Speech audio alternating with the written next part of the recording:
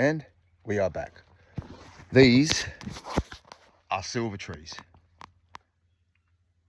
And I've shown you these before. All right, these are in the small pots. But if you ever wondered how big do these suckers get, because I wouldn't mind buying one of these puppies. Well, let's have a look. Because right outside this door, boom shakalaka. There you go. That's how big they can get. So they can go from that in there to this giant thing.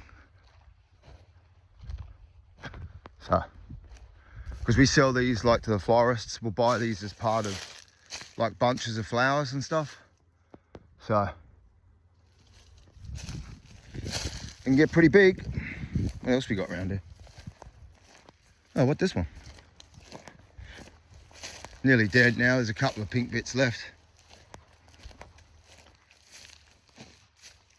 Are pretty nice. And that's those other ones there. I'll show you. So those purple ones in there that we've got in the pots, that's how big they can get. Well, that's a single bush there.